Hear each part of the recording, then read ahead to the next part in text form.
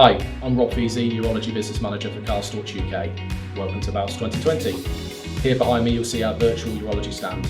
Please follow the link and come inside to take a look at some of our focus product areas.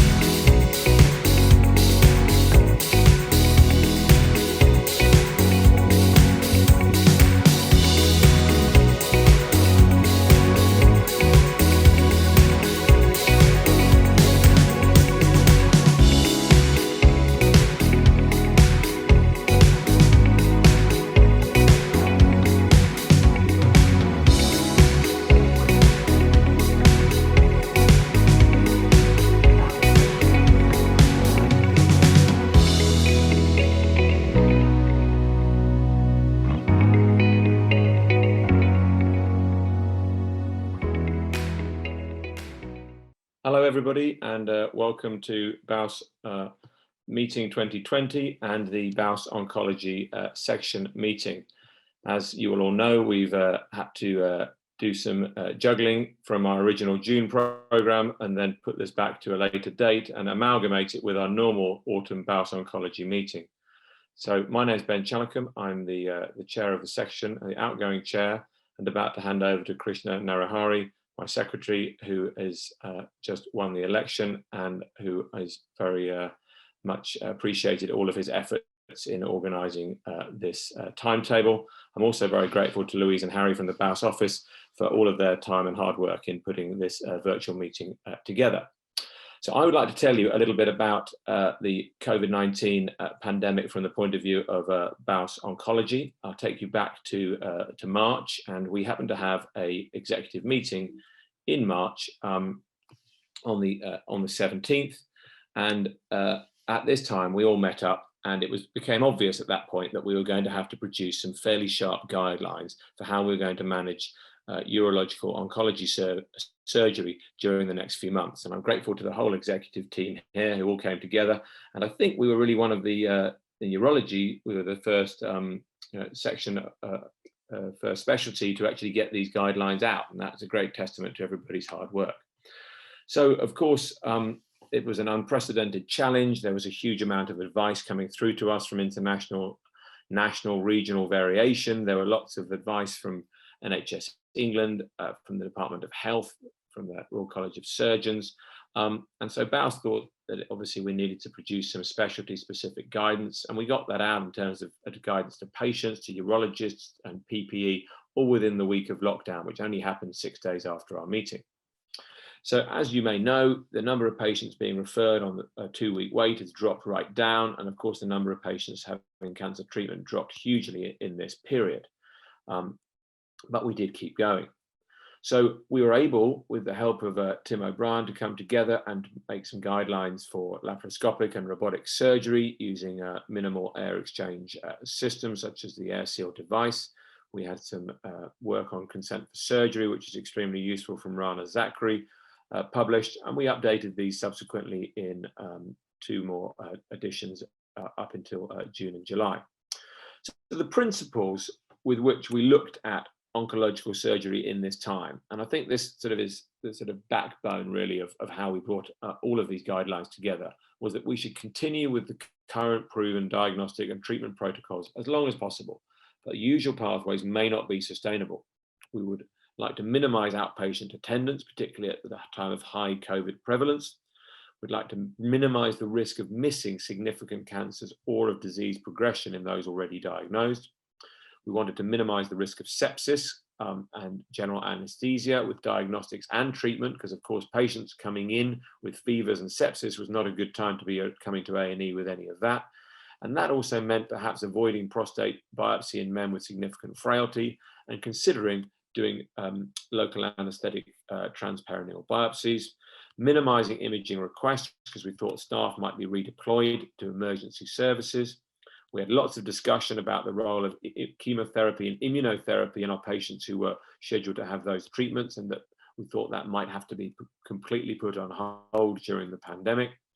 And then we wanted to look at groups, patients who might DNA, and that they shouldn't be penalized for this at that time because they may be self-isolating or avoiding the risks or thinking that other people were more important than them. And we needed to ensure that all units had a system to track and manage these patients. And of course, to document in the MDT treatment plan if there was any response modification due to COVID-19.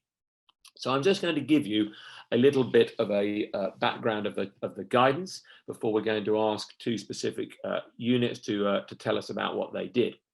So about 4 days before lockdown, myself and one of our service managers sort of on the back of an envelope came up with a rough draft of this, which eventually became our outgoing plan for what was a high level, as in emergency level 2 to be done in 4 weeks, which of course was cystectomies and TURBTs, nephroureterectomies, nephrectomy for significant tumors, orchidectomies, and then salvage RPL and DPNR biopsy.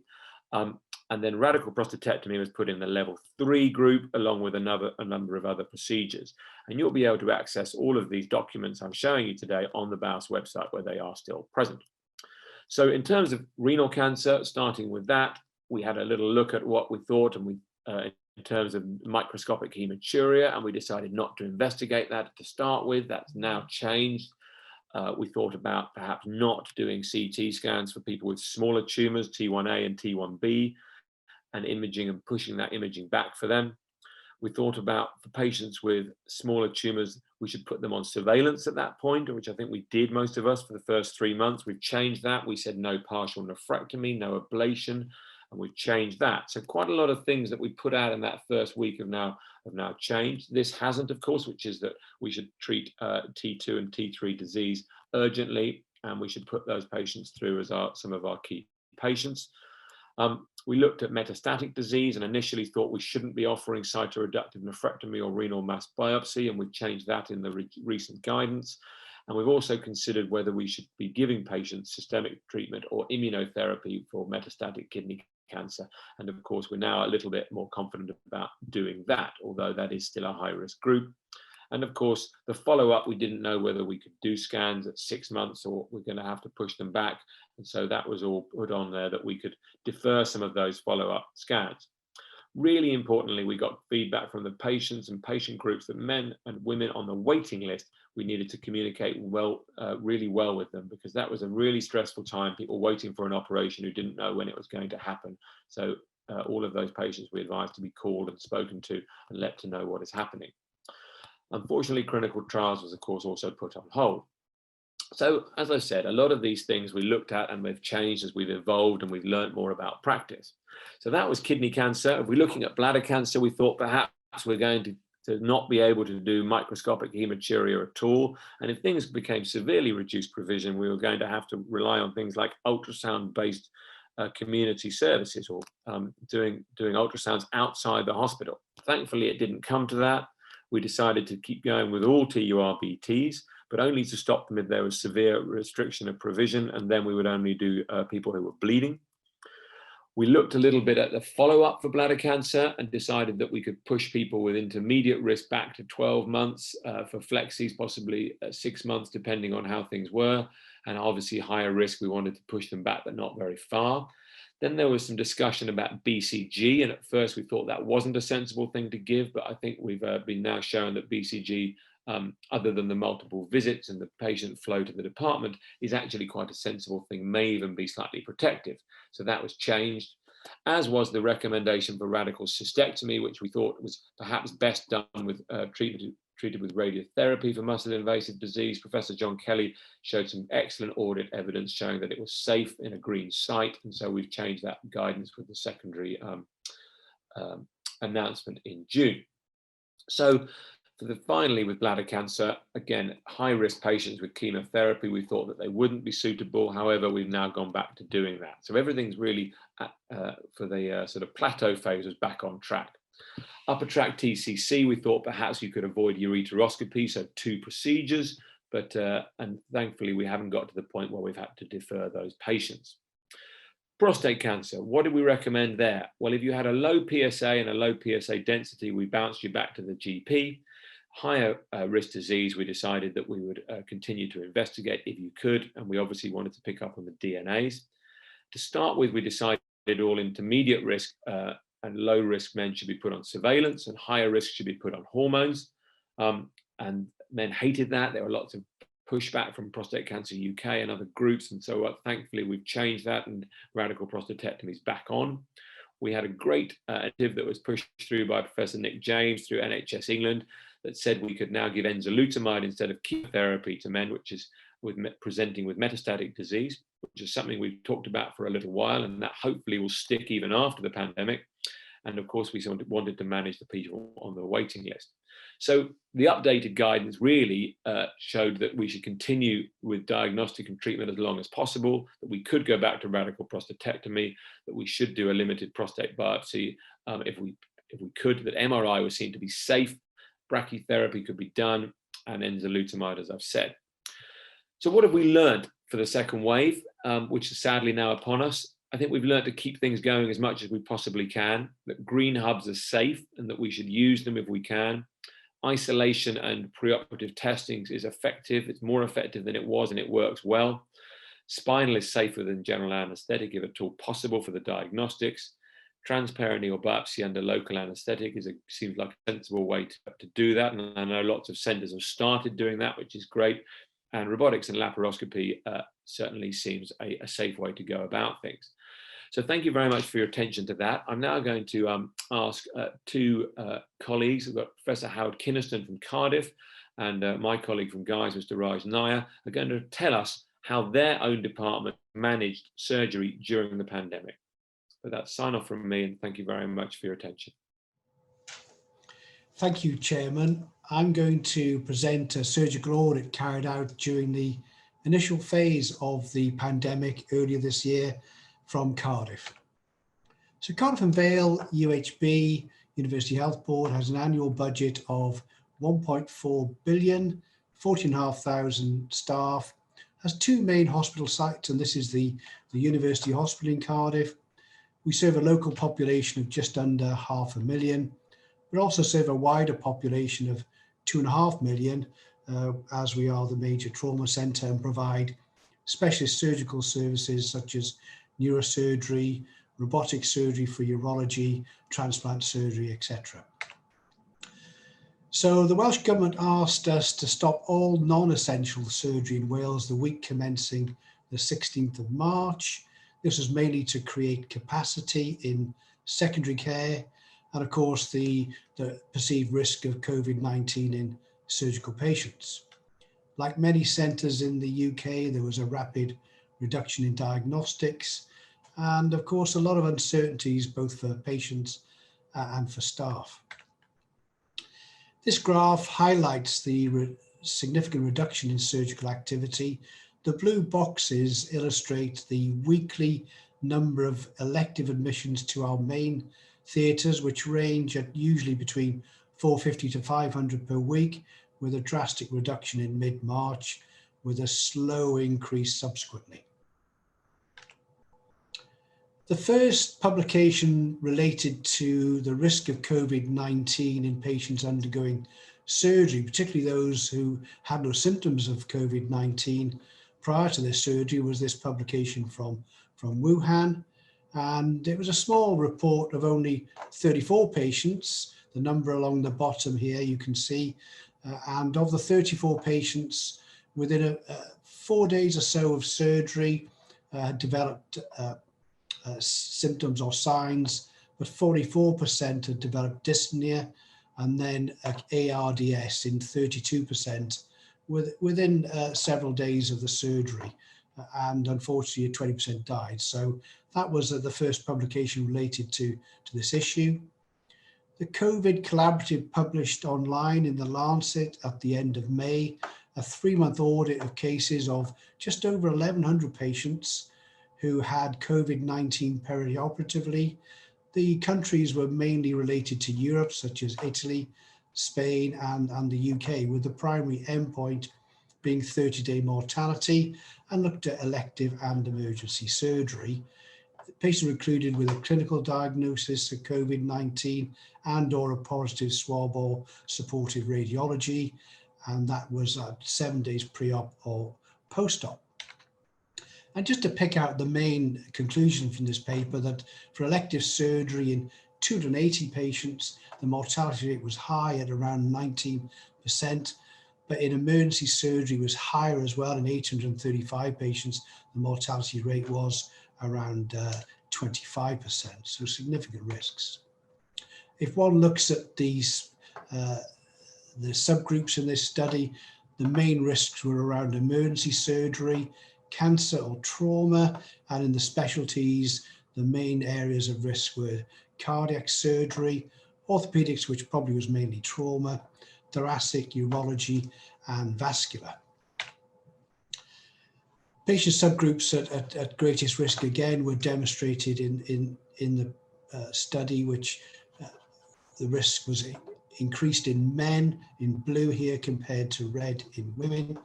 Age greater than 70, particularly if there was major surgery and particularly if it was emergency surgery, with risks reaching over 40%. So we undertook an audit, a 3-month audit, beginning at the time of lockdown in Wales, of all elective and emergency surgery over that 3-month period with 30-day follow-up. The elective group was clearly defined. We wanted to identify patients who were coming in for surgery electively from home, not transfers from other hospitals, for example. We only included patients who had general or spinal stroke epidural anesthesia. We excluded local anesthetic procedures, endoscopy, second procedures, for example. And the data was mainly collected and completed and checked by medical students who worked with us during this 4-month period, supported by specialist nurses, data managers, and clinical leads from each of the specialties. We used a theatre record system known as TheatreMan to collect the details of the patients. We were fortunate that we were able to cross-check the swab data in patients from Public Health Wales. They provided a checking service, so we knew whether someone had had a swab done and what the result was. We were able to access CT records in radiology, and we knew the mortality data, and we used information systems. The two we used in Cardiff was one called BIS and Lightfoot, and these are able to track patients throughout the secondary care in terms of theatre performance, intensive care unit, and the consistency of the data was found to be quite robust. During this period, of course, there was evolving reconfiguration of surgical services, the prioritization of cases from the college guidance. We developed 6 surgical sites, and we were able to establish green areas, amber areas, and red zones according to the risk of COVID. And this would be by hospital and within zones within hospitals. There were also major service reconfigurations. For example, cardiothoracic and trauma moved from the main hospital site of University Hospital to the second site. And in early May, we'd established these mitigating factors to reduce the risk for COVID-19 in elective patients being admitted. And these will be used, I'm sure, in many hospitals. So 14 days self-isolation, a symptom and contact checklist, swab within 72 hours of a procedure, agreeing hospital sites and zones, and PPE, of course.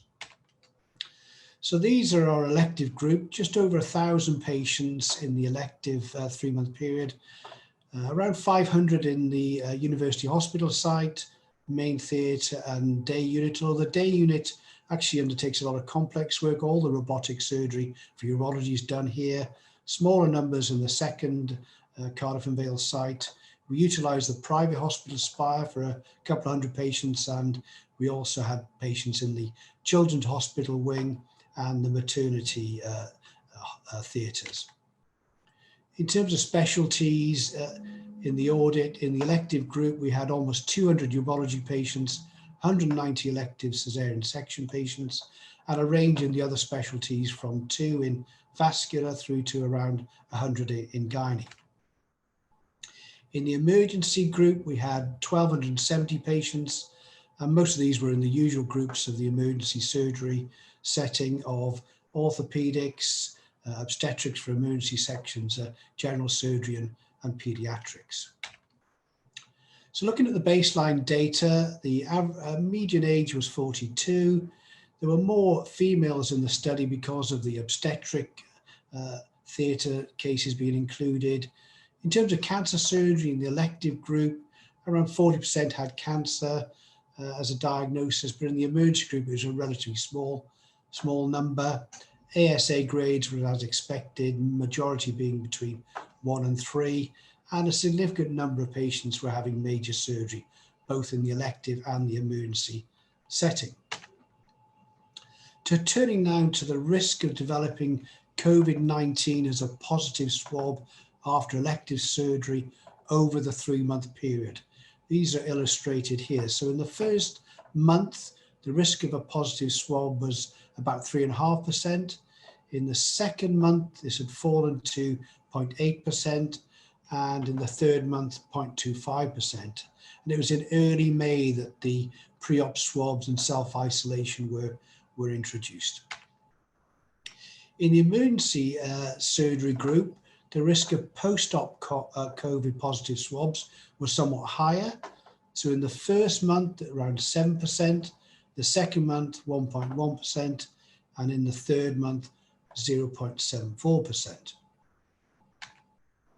In terms of mortality in the elective group, we had 5 deaths, and they all occurred in the first 2 to 3 weeks of this audit. So this was the end of March, where the surgery was done, or very early in April. There were no deaths from COVID post-operatively subsequently in this audit, and none since. So to summarise the 30-day mortality in the elective surgery group, out of just over 1,000 patients, we had 19 patients develop a positive swab, so it's just under 2%. There were 5 deaths, which gives us a death rate of 25% of positive cases, which is in keeping with the literature I mentioned earlier. So it's 0.04% of total numbers. There were 4 non-COVID deaths. We actually had 2 deaths beyond the 30 days from COVID. One was actually in urology at 32 days. In the emergency group of the 1,270 patients, we had 52 patients develop either a pre or post-op positive swab. So it's a 4% risk, and the mortality rate was high in keeping with previous reports at almost 30%. We had 23 non-COVID deaths. So looking at the variables associated with 30-day patient mortality, across these variables, we can see here the odds ratios and the risk groups. Higher risk groups clearly are in men, the odds ratio 2.6, age 70 or above. COVID-19 status, the odds ratio is extremely high, and therein demonstrates the risk of COVID perioperatively. As expected, the other risk categories, so higher ASA grade, emergency surgery or major surgery, again is an increased risk. And really the in-hospital COVID risk for surgical patients does mirror the community incidence. I guess we'd expect that. So the community incidence in Cardiff in orange by early April was 500 per 100,000. And our surgery patients mirror that. Here you can see the rise around the same time, end of March, but then dropping down in later weeks towards mid-June.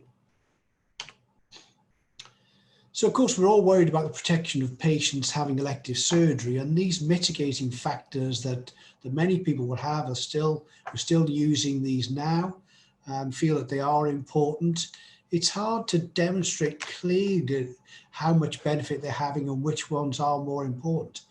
We can say, however, that if we compare our elective and emergency cases in the third month of our audit, it seems that the emergency group are 3 times higher risk of COVID-19. So it's probably a combination of these effects that are benefiting the elective group. Well, where are we now? Well, this is the pre-surgery COVID swab results in our elective cases running from May through to October. So in May and June, just under 1% were positive and therefore did not come in for their surgery, 0% in July, and then a gradual increase. So in October, we're up to 1% of patients having a positive swab on routine checking pre-op. And in general, how is COVID-19 looking across the health board for admissions? These are the last 2 weeks of October, which show a gradual increase in COVID positivity admissions to the hospital. So I think this is reflected in many areas of the UK. So just some reflections really, looking back. I think a lot of uncertainty at the time, but one could say, should elective surgery have gone ahead in those very first few weeks of lockdown? Quite a challenging question that, and I think one could argue maybe it shouldn't have done. I think what we can say now is the risk perioperatively is pretty low, probably less than 1%, and if contracted though, the risk probably is high. And these are important data to use local information, I think, when gaining consent for treatment with patients.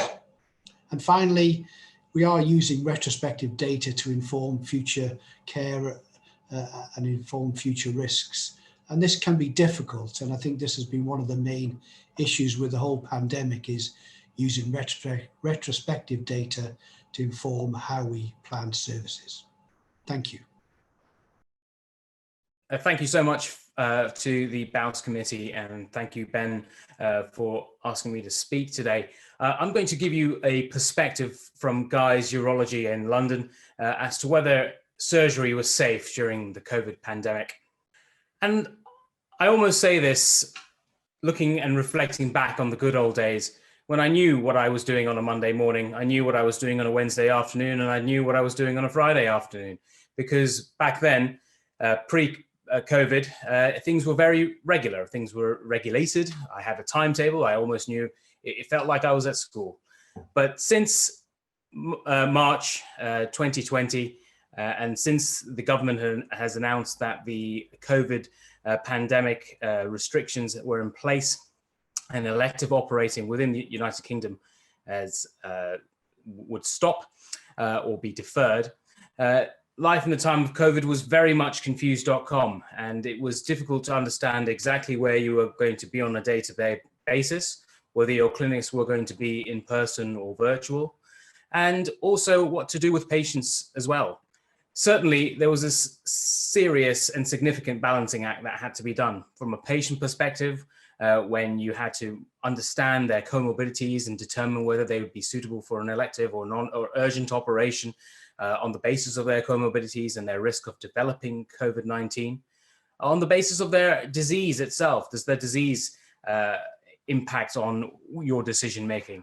And of course, there's a fine balancing act between clinicians themselves, the staff members they work with, their families at home, and the risks that we take on doing our job.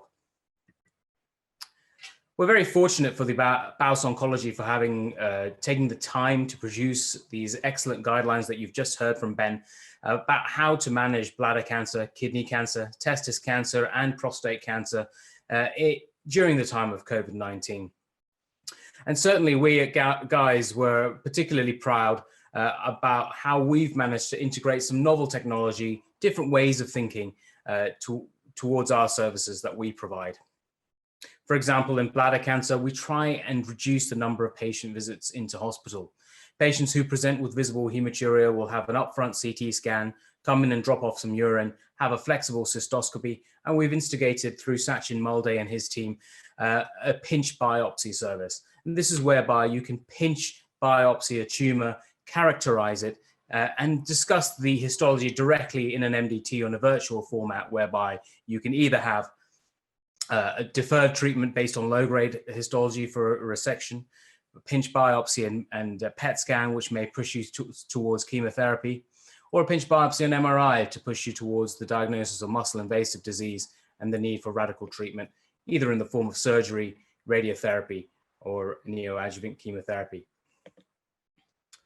We've done the same with testis cancer and kidney cancer, where patients who present with testis lumps that need to be examined will have an upfront ultrasound scan, or a kidney mass that's diagnosed on imaging will be virtually reviewed in an MDT. And either patients who are going to, who will need emergency or emergent surgery from the criteria that we've seen earlier on, will have a face-to-face consultation, or they will have a virtual reality sort of video consultation whereby the patients will then subsequently be put into a holding pattern.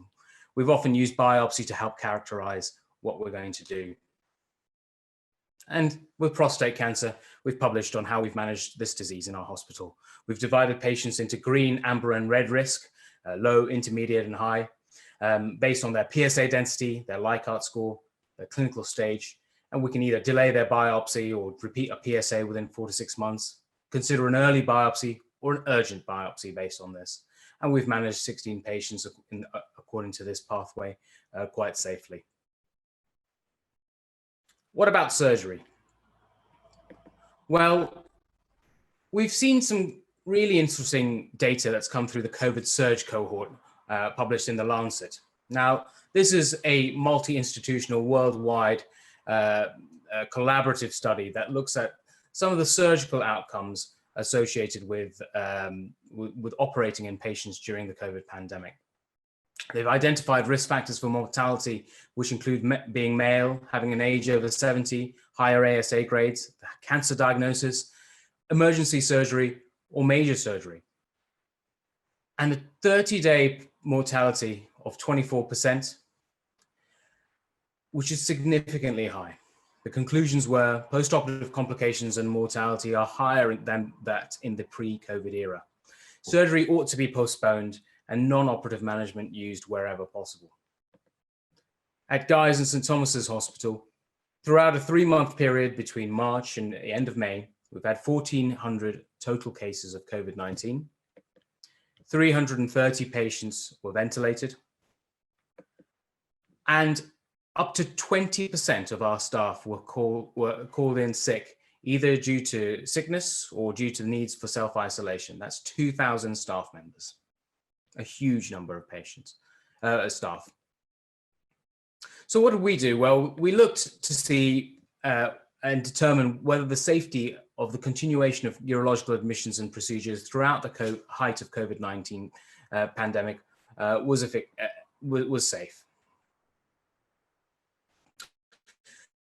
Our primary objective was to establish post-operative COVID-19 infection and related mortality, and also determine some risk factors for contracting COVID-19 within our cohort.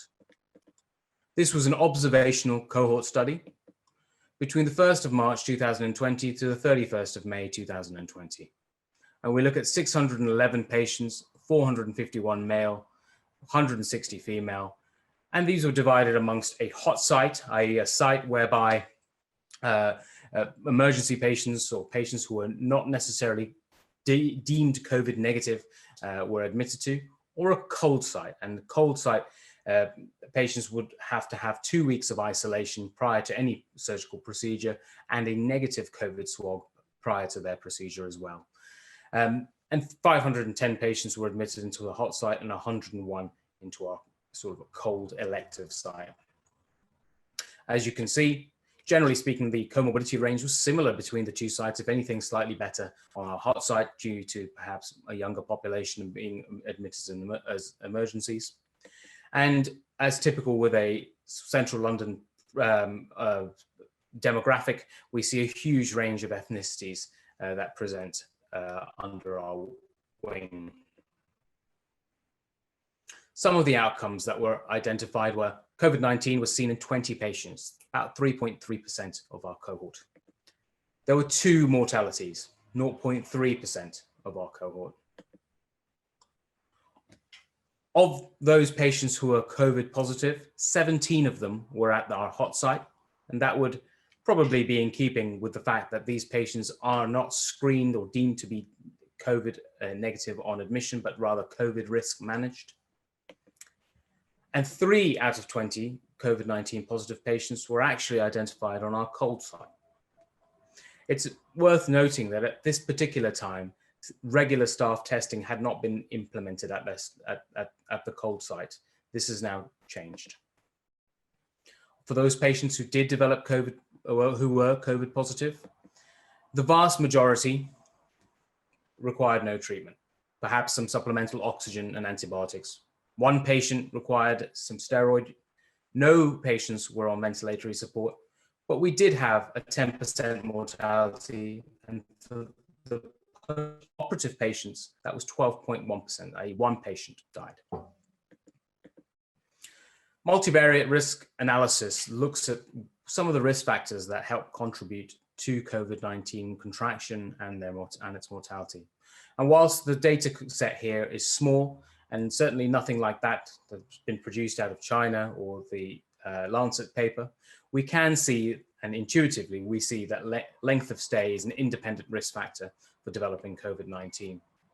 Frailty and the elderly with comorbidities is another risk factor, but surgery alone is not. How does this compare to the data that elsewhere? Well, as you can see, 12.5% versus 20.5% mortality rate from the data that's come out of the Chinese cohort, and 23.8% from our COVID surge cohort, which is the multi-institutional worldwide study. So in conclusion, was surgery safe, or was surgical practice safe? Well, I think continuation of use of urological procedures using hot and cold sites throughout the pandemic was a reasonably safe strategy. It enabled us to undertake important procedures. We were fortunate to have not only our own population to look after, but we also had groups of patients who were referred in from across the country, mainly because we had cold intensive care beds where we could house complex patients post-operatively. The risk of COVID-19 remains and is underlined by its post-operative mortality. And we identify risk factors that could limit transmission, notably by reducing the length of stay. Thank you very much.